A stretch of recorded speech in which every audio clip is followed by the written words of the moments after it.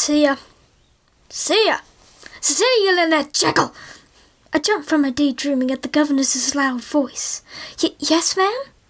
I said with my back straightened, and my hooves now on my desk. The governess shook her grey head, turned around to write on the chalkboard, and sighed. Just like your father. I wondered. Your father used to daydream and bring up these absurd ideas. A brilliant mind he has, but with crazy ideas in his head. Hasn't changed much, has he? I chuckled and smiled at the old governess, thinking as my dad as a child open to new ideas is not so much of a fantasy. My dad had always been the pleasant type, but with ideas I found interesting, and others found perhaps mad. He was too lovable for you to raise an eyebrow at him long, though, and my governess knew that well, while she was writing names on the chalkboard. Now, Cecilia, said the governess as she turned around, be like your father by also being a good student. I chuckled again and said, yes, ma'am, as I wrote down my homework. When I was finished with my homework, I went to the parlour to sew my family crest for the governess. I had always had a habit of finishing things early, and I had almost finished it. I just had to add the finishing touches to it. I heard a door open, and I smiled. I quickly knotted the stitch, cut the excess, and ran to the front door to be greeted by warm arms. The warm bundle laughed, swung me around, and put me back on the ground. While placing me on the ground, he came to eye level and said, "And how are you today, Miss Cecilia?" I straightened up and tried to look serious. "I'm doing quite well, mister. How are you doing today?" Dad straightened up and bowed. "I'm doing quite well, Miss Cecilia. May I have a word with the mistress of this lovely home?" I laughed, curtsied, and said, "Yes, you may, good sir."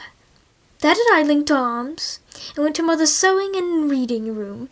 When she saw us in the door, she smiled, got up from the chair she was sitting, walked over to us, and said, "How are you doing, dear?" Dad smiled back and said, "I'm doing quite well, Miss Jekyll." Mom smiled, looked at me, and said, "Are you playing misters and mistresses again?" I nodded.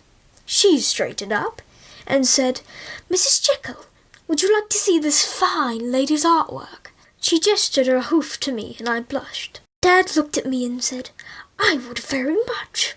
Would you lead me to this so-called masterpiece, Miss Cecilia?" Still blushing, I led my dad to the parlour and showed him the crest. He said it looked fine. At that point, Dad went to his reading chair and started reading. I decided not to bother him, for he loved to read. I think I got that aspect from him.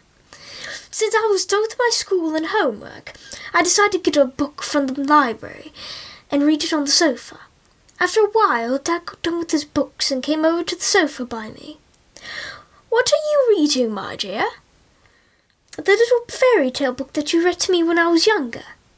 "Ah, yes, you asked me to read that to you every night." I had a favourite one. I think it was Beauty and the Beast. He smiled and said, "That was the story you asked about most. You loved it so much." "Did I beg?" "Only a little." "May I beg you to read it now?"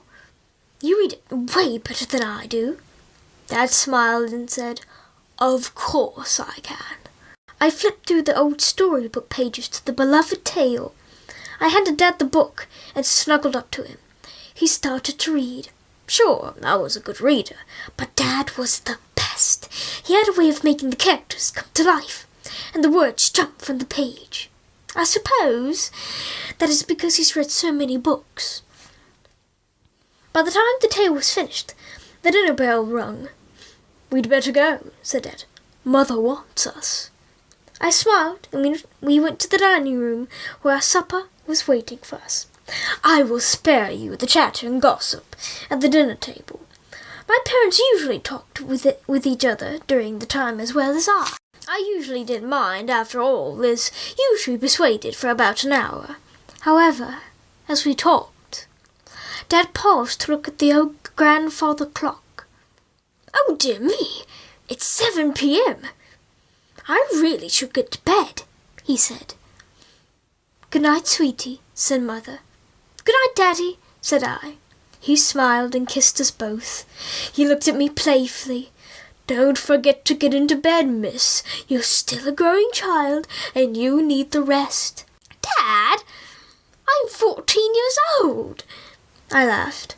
Nevertheless, don't forget to sleep. It's good for you. Dad then looked over to Mother and gave her a less cheerful look. The smile on his face and the painful yet loving look in his eyes told of a painful secret. Good night, dear. Good night, my love, Mom responded, back with the same gesture as Dad's. Dad then walked downstairs to his room/laboratory. They do this every evening. They look at each other as if they share an untold painful secret. The early bedtime has thrown me off as well, since Mother and I go to bed much later. At night I sometimes hear faint tinkling and soft thumps in the late hours of the night. You know the saying that everyone has things that go bump in the night. Well, that's mine. The rest of that evening was spent reading, though I didn't focus on the books as usual. This unknown secret had not bothered me as much as before. At first I didn't bother, supposing at the early bedtime was because he had work to do or had to get up early. But the little noises at night still echoed on. I started to see things, hear things that I had not noticed before, such as the look that my parents had made this evening. Also when Father noticed when it's 7 o'clock, his eyes express a sort of grief, like when you know you have to do something that you really don't want to do. I was so deep in thought, while staring at the book pages, that I almost missed my mother's soft voice. I looked up. Yes, ma'am? Time to go to bed, dear. It's 9:30. I nodded and went to the library to return the book. As I walked to my upstairs room, I stopped at the door of Dad's. For a moment, I stared at the wooden door with hope. Not hearing anything, however, I walked up the stairs and went to bed with a handful of questions.